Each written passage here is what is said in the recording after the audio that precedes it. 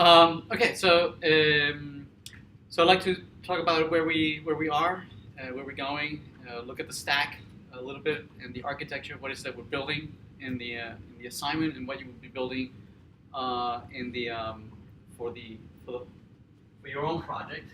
Yes, I do want to turn this on. All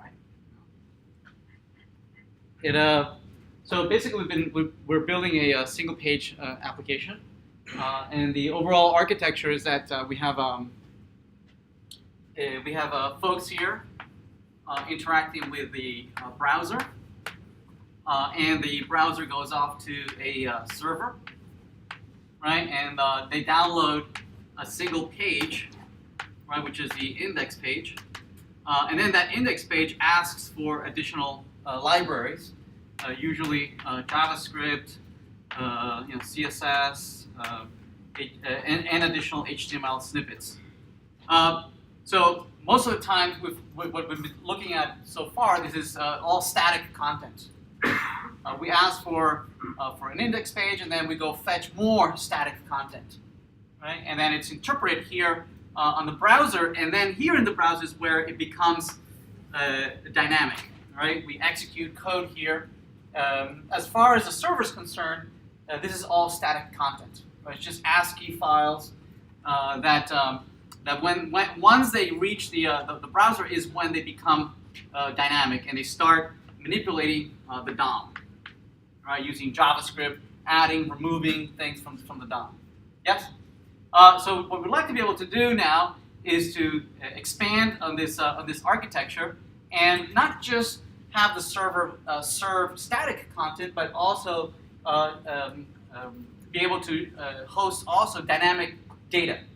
Right? Up to this point, we've been adding things to the DOM dynamically, but when you refresh the page, everything is thrown away. Right? It goes and fetches everything static again, and re-renders everything. So any modifications, any dynamic content that we generate here are only, the life cycle is only for that particular session of the browser. Right? If you refresh, everything's done. We would like to expand the lifespan of the data that we're working with. So to do that, we need to ask for the help of the server. The server has a much larger lifespan, right? At least until it boots up and until it reboots next time, right? So today we'd like to be able to see if we can store some of this data, instead of maintaining the state here on the browser, if we could maintain it maybe in the RAM, right, of the machine where the server is running, right? The instance of the server is running.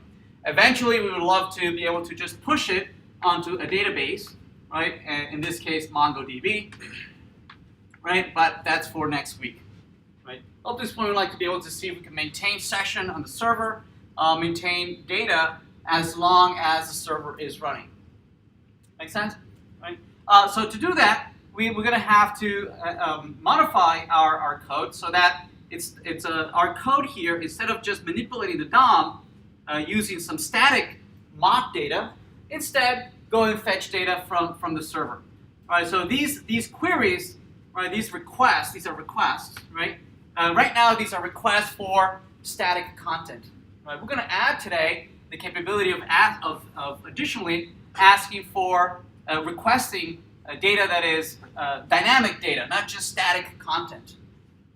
And it's going to have, so we're going to be changing this a little bit, not just asking for ASCII code, but data itself. We're going to be asking for JSON data, right? That is going to contain perhaps array of JSON objects embedded in there.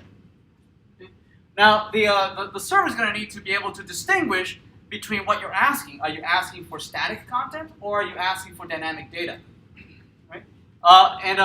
So the way we're going to be distinguishing this is that we're going to namespace these queries, right? So, for instance, all the queries that are going to go to the server starting at the root of the namespace, of the context of the URL, right? They're going to be mapped to the static content here in the server.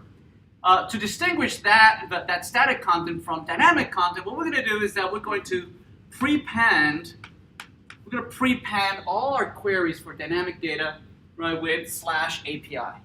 Right? It's going to be a convention, right, so that we know that if all the URLs that come to the server that are prepended with the API, we understand that that's going to be asking for dynamic content. We're not going to expect static HTML or CSS. Take a look. We're not going to be expecting static HTML, CSS, or instead, this is going to be returning arrays of objects. Right? That makes sense? So what we're going to do here is that we're going to prepend all our requests with API. So /API,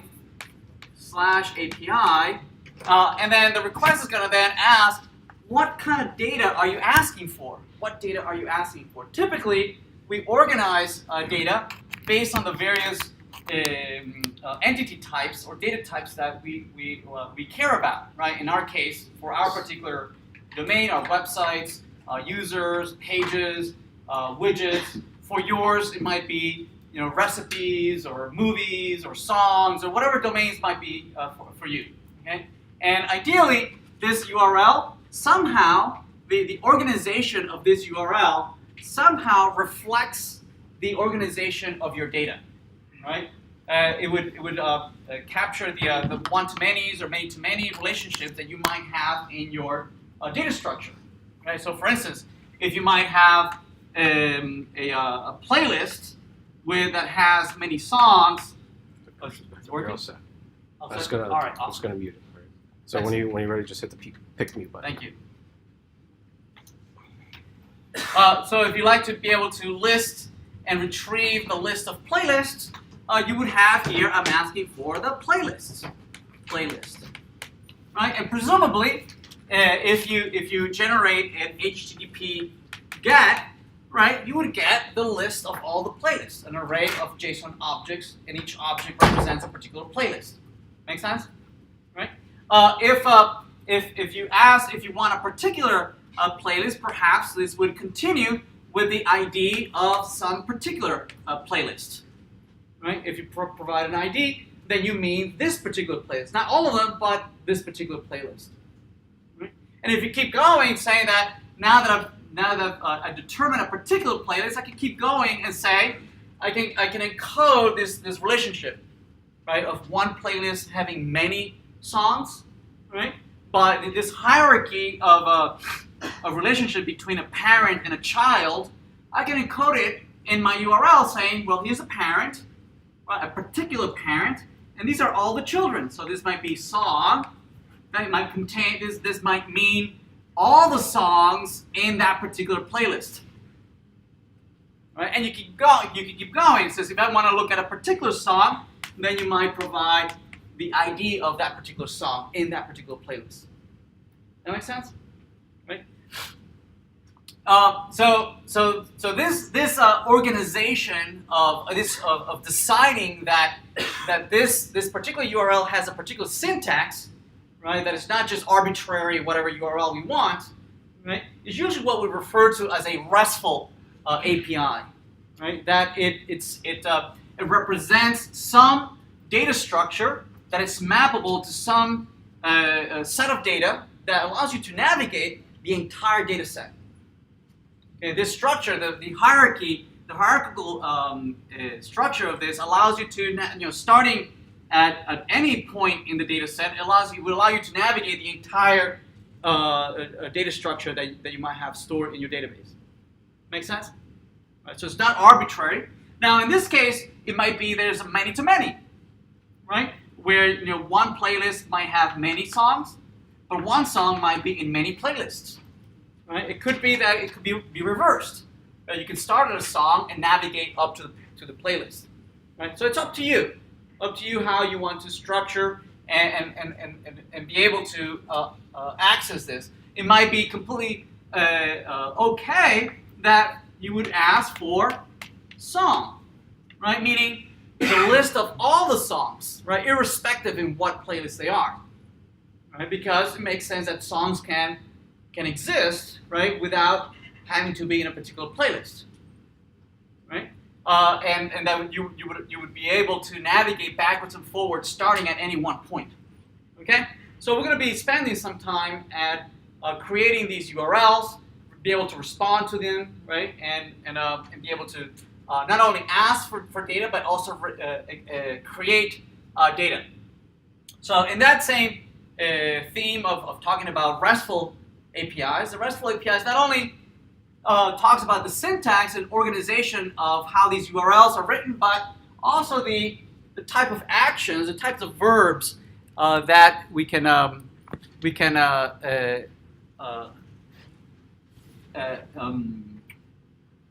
provide for each one of these entities, right? So, for instance, the get, as you might expect, is for reading.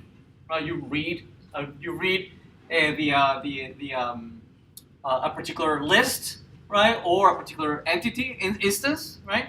Or you can also create new instances. So you probably generate maybe a post. A post would allow you to instantiate, right? Instantiate a new instance, right? So for instance, you might say that in this particular playlist, I want to post, right, a particular. I want to create a new playlist, right? This would mean that I want to create a new playlist, right? I'm talking about the array of playlists. So posting to the array of playlists creates a new playlist instance, right? Or I'd be able to song, right? I am now posting or creating or adding a new song into this playlist. Okay, trying to implement all the various CRUD operations, right? Create, read, right, for get. Right, so get would implement all the read operations. Post would implement the create. Right, the update, the HTTP update, right, will allow you to implement the update. Right, so for instance, I'd like to perhaps change the name of my playlist, right, of that particular playlist, right? Or I'd like to maybe remove, right, delete. That's also another HTTP action, and I'd like to remove this particular song, right, from that playlist. I'd like to be able to remove that song from that playlist, right? Now, it depends on how you interpret it. Does it mean that you remove the record of the song, or do you remove the relationship between the playlist and the song, right? That's up to you, right, on how is it that you want to interpret. Right? Typically, this would mean that I am removing the relationship between the two, not that I'm removing the actual song. If you want to remove a particular song, typically it would mean something like this. You want to delete, right, song 2, 3, 4. Okay, so that would be interpreted as I am actually removing the record of the song 2, 3, 4. Right? This instead means I am removing the relationship between playlist 1, 2, 3 and song 2, 3, 4. Right? That song is no longer in that playlist. Yes? Right? So different URLs, different actions might be interpreted in different ways. Right? And that's what we're going to be talking about today. How is it that we're going to implement this on the server side and interact with it from an Angular application? All right? Okay, so let's get started.